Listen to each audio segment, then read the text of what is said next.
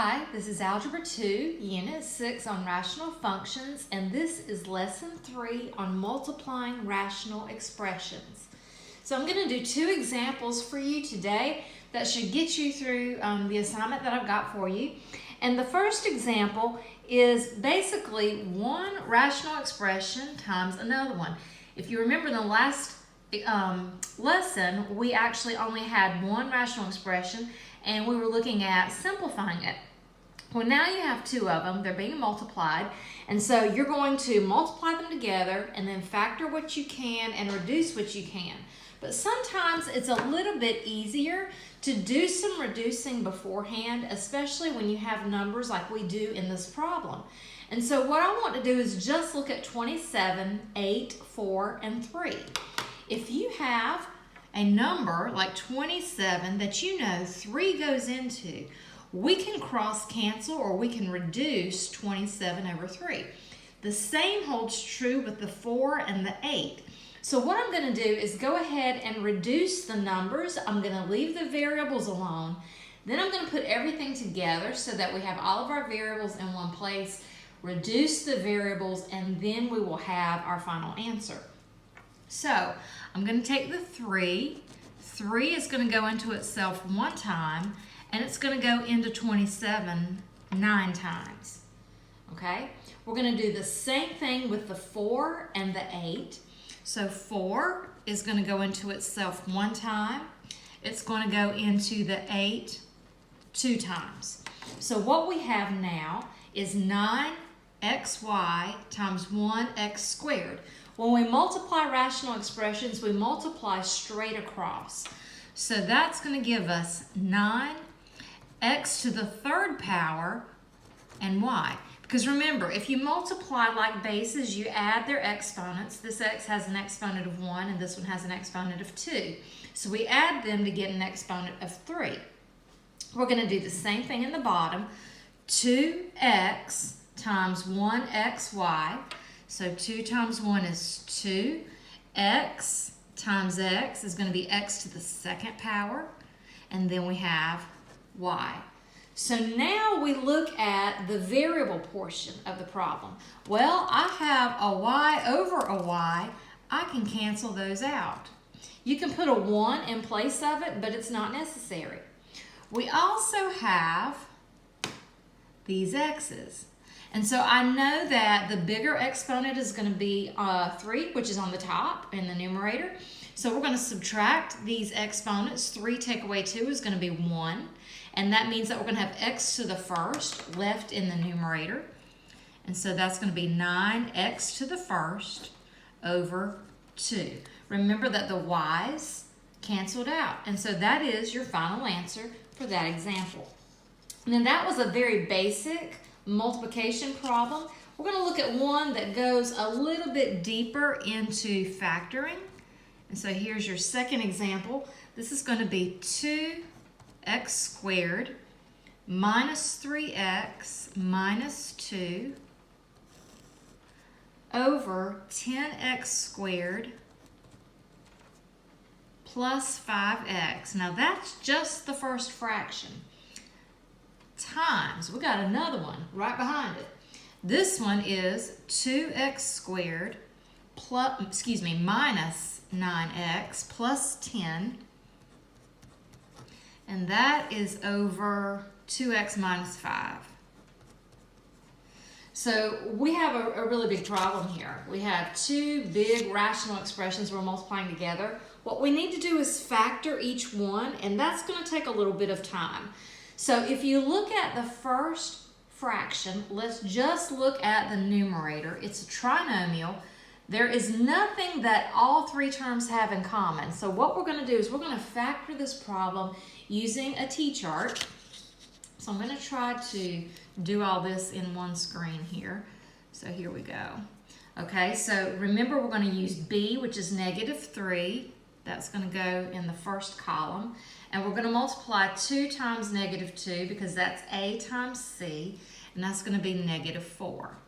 So now we look at factors of -4. I know 1 times 4 and 2 times 2, but remember, one of those numbers has to be negative, And remember, the larger number is going to follow the sign of b. So in this case, 4 is going to be negative, and it doesn't really matter which one of the 2's we make negative, but now we do have the right signs. If we look at 1 and 4, that's going to be 1 plus negative 4, which does give you negative 3.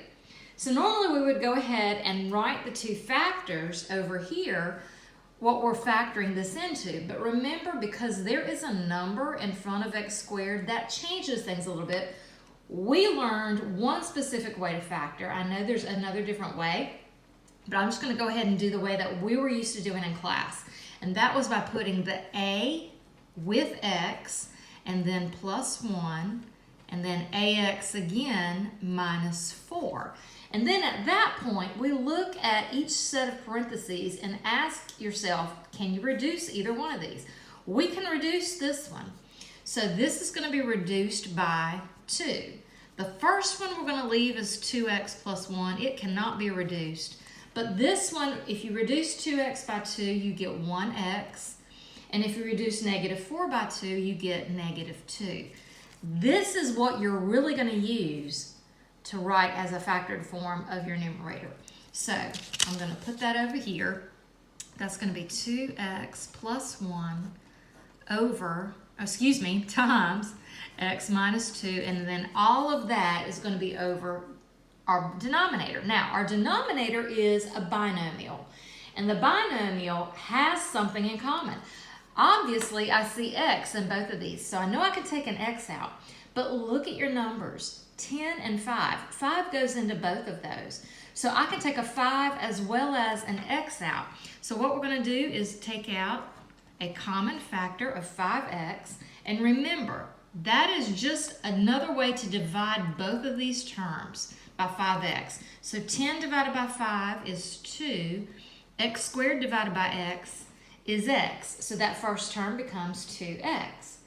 Then we have plus, and then we're taking 5x and dividing it by 5x. So you're taking a number and dividing it by itself, which is going to leave you a 1. Now I want you to just stop and look at what you have so far.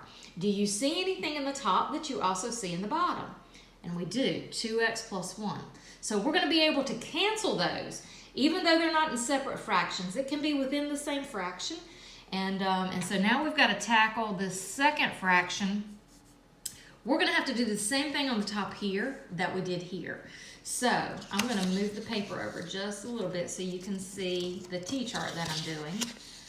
Okay, so now we're going to do the t-chart to factor 2x squared minus 9x plus 10. Okay, so b is negative 9, a is 2, c is 10. 2 times 10 is 20. So I know that I've got to write all of the factors for 20. That's 1 times 20, 2 times 10, and 4 times 5. Well, I know in my mind that 4 plus 5 gives me 9. So I know that these two numbers, a combination has to work. The only problem is that 9 is negative.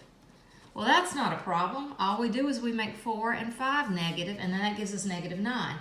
And if you multiply negative 4 times negative 5, you still get positive 20. So we're in business. So this is going to factor. Remember, we're going to do ax and then minus 4 and ax minus 5. So 2x minus 4 and 2x minus 5, just like we did on the previous numerator. And then we look at both of these.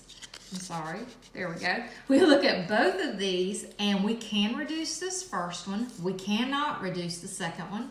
So if we reduce this first one, 2x divided by 2 is just x, and negative 4 divided by 2 is negative 2.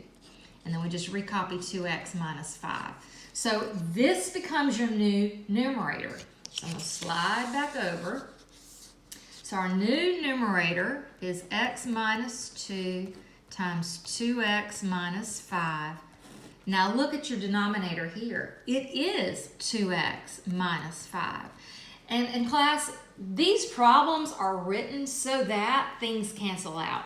So use what you see in your denominators and in your numerators to kind of help you when you factor. So now I'm ready to cancel out whatever I can. I can cancel out the 2x plus 1s, they're gone. I can cancel out the 2x minus 5s, they're gone. Remember, everything's being multiplied, so I can cancel it out. What that leaves me is an x minus 2 times an x minus 2. Both of those are in the numerator. And then a 5x, and then there's nothing else. There's an understood 1 right here, which is just going to keep the 5x as it is. So your final answer is x minus 2 times x minus 2 all over 5x. Now you can write that as x minus 2 to the second power. You can write it as one binomial to the second power. It's not necessary. What you cannot do is cancel these out because they're both numerators. So remember that when you cancel something out, it has to have a part of it is in the numerator and part of it is in the denominator. You cannot cancel something that is side by side. So that is your final answer. Now, your assignment starts off, the first 3 problems are like the first example. So you're just basically canceling out and putting together what you can. But then the rest of your problems are where you can either use a T-chart for the trinomials. Now look right there. There's something that's already ready to cancel out. Here you can take out a common factor and look at there. There's something you can, so if you have an entire trinomial that's in the top, that's also in the bottom, you can cancel the whole thing out without having to factor. So that's really an easy one. Down here you can take a greatest common factor out of both of these, but you're going to have to use a T-chart for these. And that's how your entire assignment is. So there's a few easy ones and then a few that you have to actually do a little bit more work on. Let me know if you have any questions, and I'll see you next time.